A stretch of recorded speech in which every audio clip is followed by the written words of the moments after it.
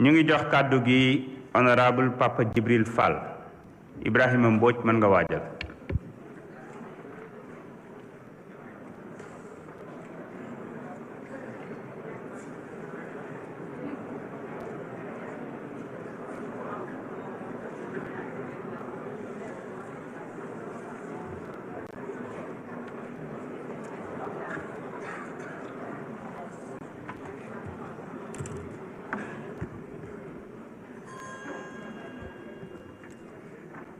Assalamu alaikum wa rahmatullah. Monsieur le Premier ministre, les membres du gouvernement, chers collègues, askanu Sénégal maa ngi leen di nuyu bu baax di leen massawu coono di wax ne boo déggee le ministre des Finances, le ministre de l'économie ak le Premier ministre di wax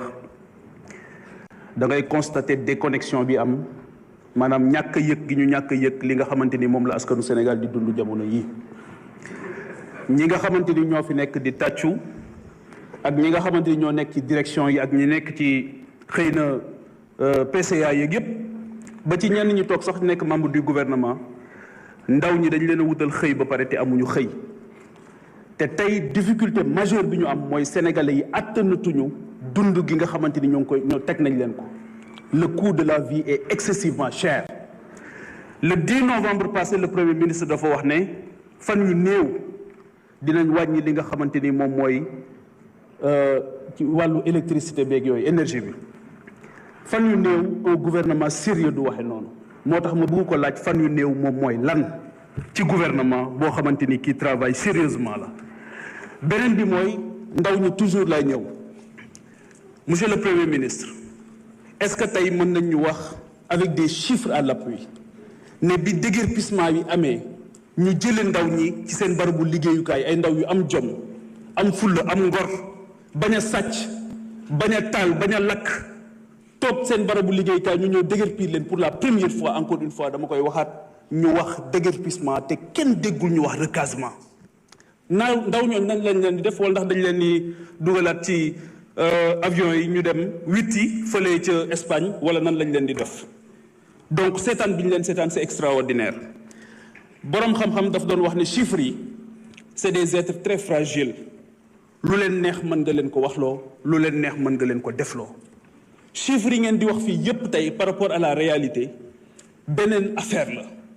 la réalité mooy aujourd'hui li ngeen di wax fii tey ba moo tax bi ngeen jëlee kàddu ba tey lu ci ëpp ci tubaab ngeen ko wax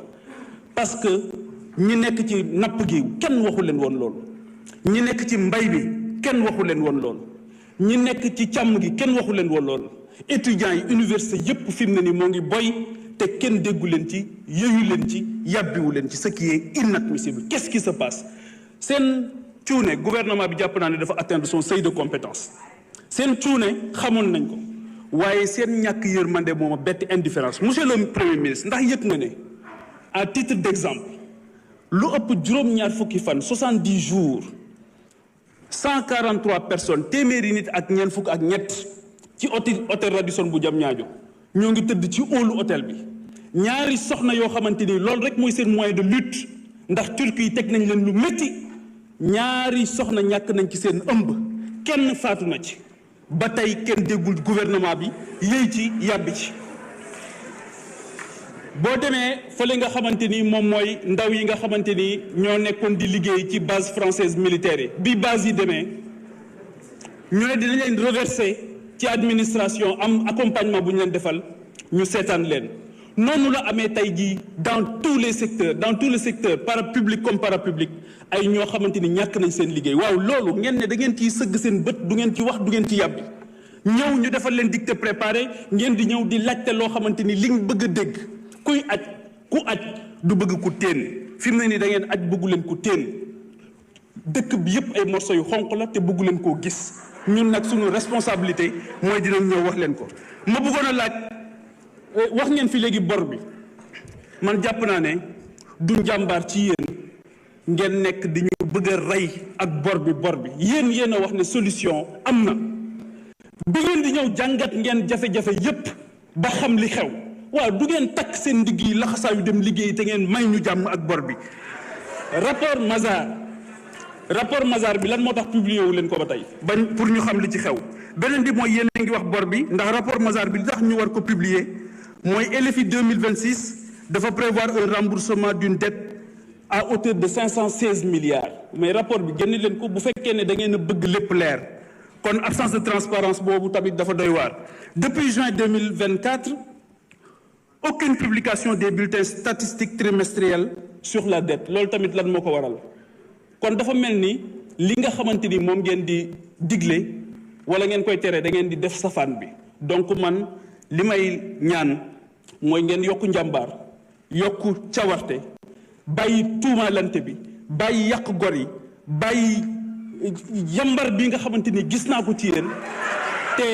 liggéeyal askan bi. beneen bi mooy monsieur le premier ministre Bakel ak Touba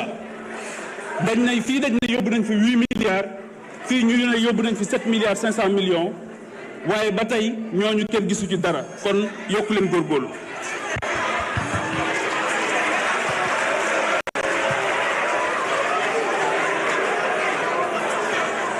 Non.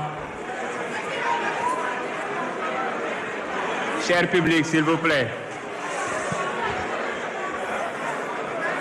Cher public. dama bëggoon rek rappeler à l'attention du public que conformément aux dispositions de l'article 63 du règlement intérieur, toute personne qui manifeste bruyamment son approbation ou sa désapprobation est sur le champ expulsée par les agents chargés du maintien de l'ordre. Il est interdit de mettre en service des téléphones portables. Bëgguñu yegg foofu kon nañu muñalante rek ngir askan wi mën cee jariñu bu baax a baax. Ibrahima Mbodj mën nga ñëw jël kàddu. Serigne Cheikh Thioro Mbacké mën nga waajal.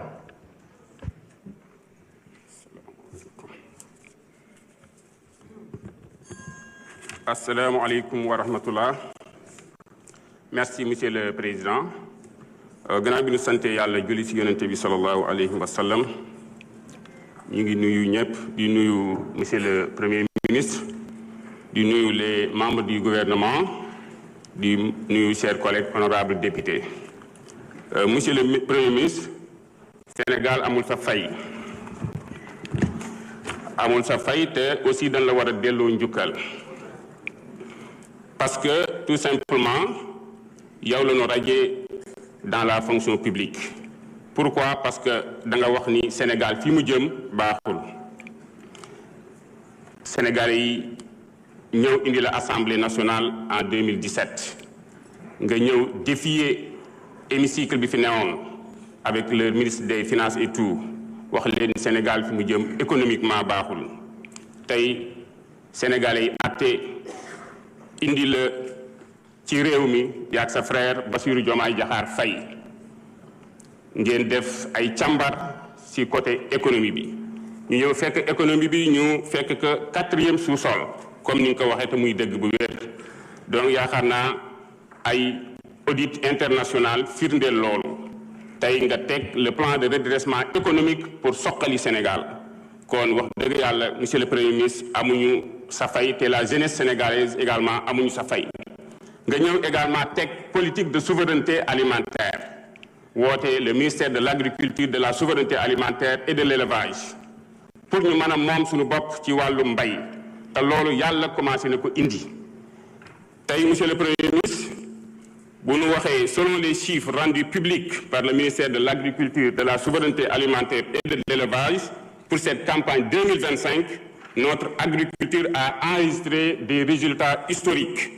La production nationale d'arachide dépasse 960 000 tonnes,